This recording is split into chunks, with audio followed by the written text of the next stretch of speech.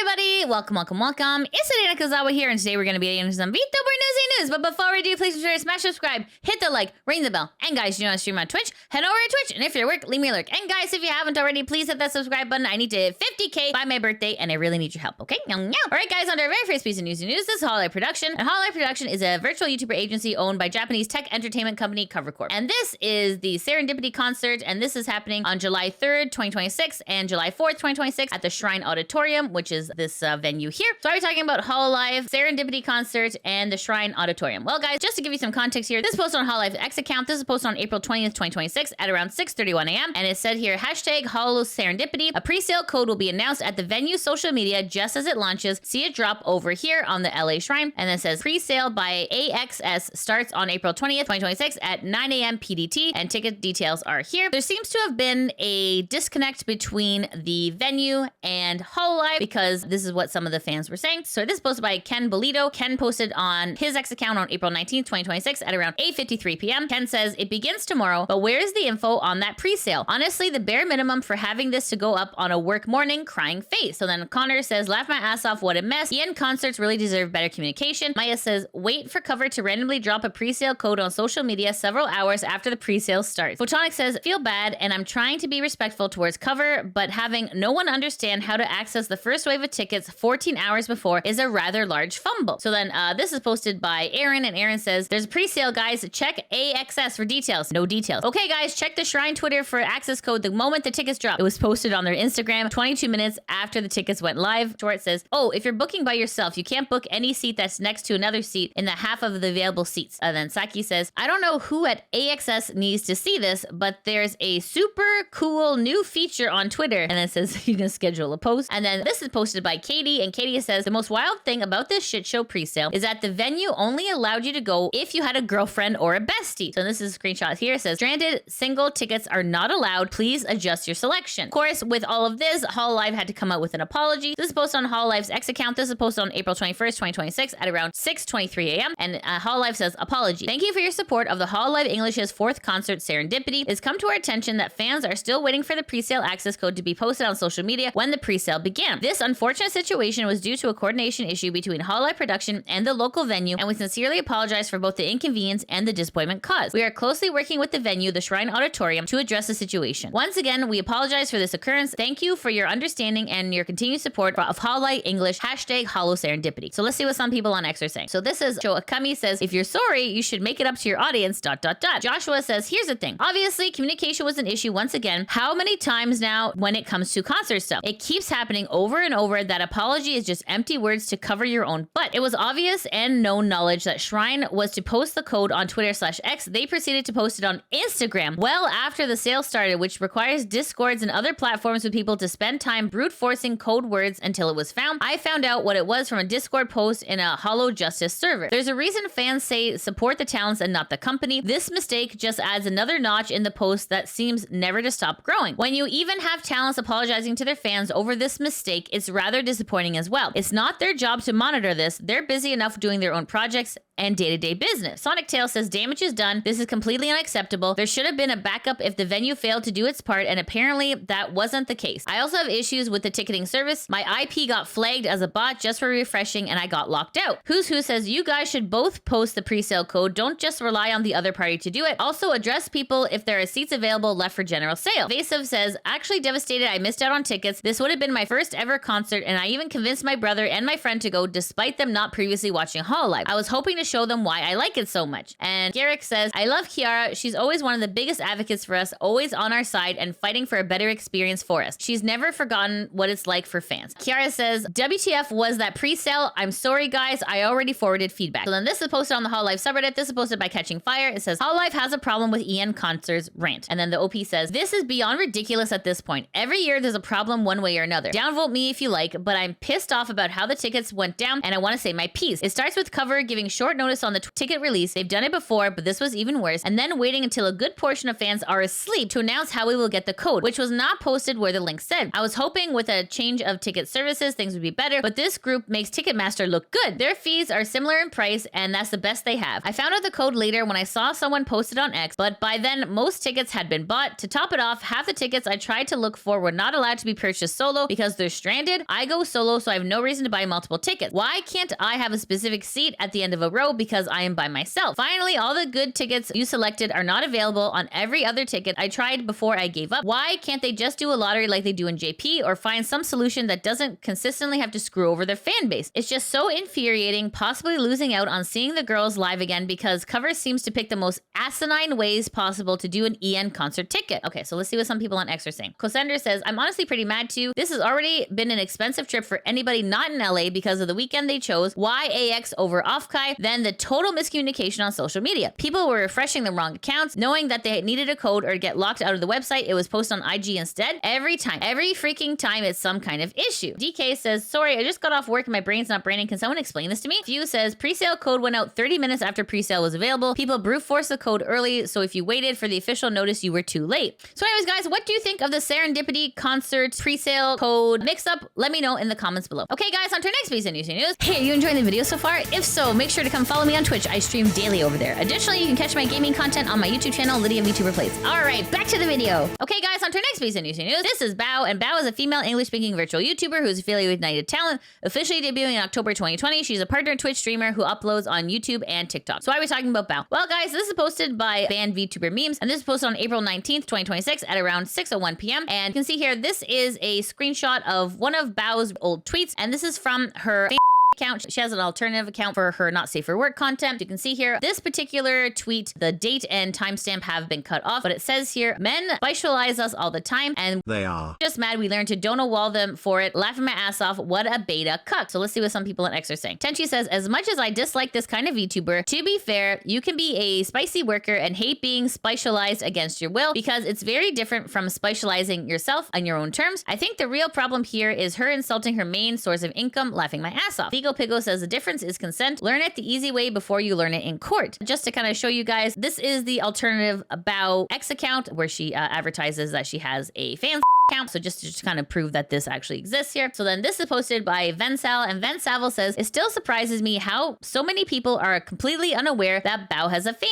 Minari says, okay, real question to Bao's fan base. How much more humiliation do you guys need to experience from her to stop supporting her? Nakashi says, deliberately baiting lonely, susceptible young adults with your corn and growing grossly parasocial, inherently spicy relationships with all of them by having what's effectively consensual virtual spiciness with them all results in heavily lust-driven audience and brand. How could this have happened? And then Abyss says, the sheer audacity for Bao to act like she's a victim of being specialized from the audience, all while having adult content sites to promote, is such a contradicting statement. I completely despise Bao or any LootTubers who acted like entitled immature dumbasses. This is posted by ZanVT, and Zan says, I'm going to do something that's unpopular on Twitter, give a nuanced take. I've seen many friends, peers, clients, Oshis be specialized in inappropriate ways during inappropriate situations, meet and greets for examples, which I obviously condemn. There are situations where that sentiment, please stop specializing me, is valid. Even not safe for work CC have the right to boundaries and enforce them. That being said, most of the not safe for work content creators I know are plenty aware that this line of work comes at a certain cost. The expectations placed on you, the way you are treated, the way people look at you, and most importantly here, the way people see and talk about you will drastically change. But they know that and have accepted it. Most of the people I'm talking about almost never complain about being specialized unless it's a boundary pushing or utterly inappropriate, because they understand that to an extent it is expected in this line of work. But here, this is none of these things. I do not have the greater context of this tweet. Maybe it would add more nuance, but as far as I can see it, this reads very poorly. Do not bite the hand that feeds you. Enforcing your boundaries is encouraged, but this fills me with resentment. Zan continues to say, and for those of you who can't read, yes, I work with LootTubers often enough. In fact, I'm very proud of being very open about it, and I have no shame whatsoever in regards to that fact. Business is business. You can make 18 plus ethical with the right boundaries. So anyways, guys, what do you think of this particular Bao tweet?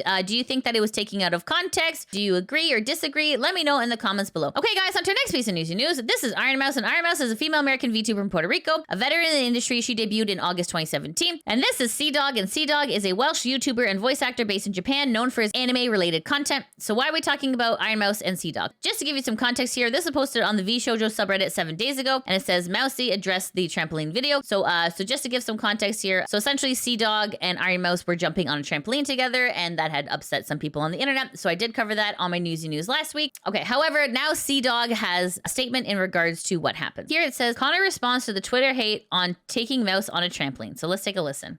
This is where, oh yeah.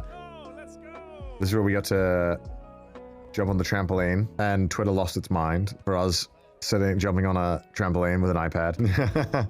You can kind of hear it, but Mouse was like laughing the whole time. It was really fun. I think it's probably the camera was just like freaking out, but it's probably like just you probably couldn't see anything. It's probably just ridiculous. But yeah, I really liked it. I didn't, you know, when I was doing it, I didn't think much of it. I was just kind of like, I'm just gonna like be silly and make Mouse laugh. But obviously, people were really touched by the moment, which I appreciated a lot. But also, it made a lot of people angry on Twitter. That like, why would you hold an iPad and jump on a trampoline? That's not normal. You should be normal like me, who's angry on Twitter all the time. Audio was good from Mouse's POV. Oh, that's fun. So that was a really fun moment. That was maybe my favorite moment. I don't know, to me that it kind of encapsulates a lot of what it's about. I don't know how to kind of put into words. I think there's so much you can do in your life, and there's so many things that you can decide in the moment to do or not to do, and you always think like, man, I look so silly or whatever. And I'm kind of over that now. I don't really feel that way, especially interacting with Mouse. I don't feel any kind of embarrassment at all holding an iPad and doing things. To me, even if Mouse can't see perfectly or experience it the same way I'm experiencing it, it's not about that. It's about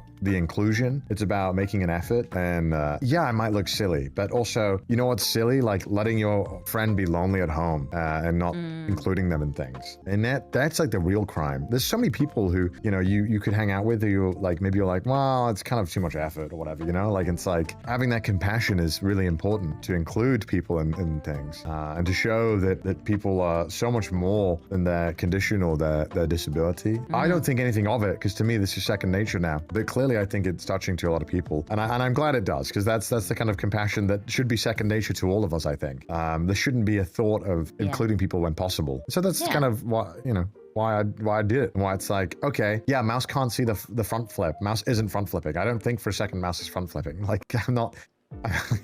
I'm like, what? Mouse is not flipping too?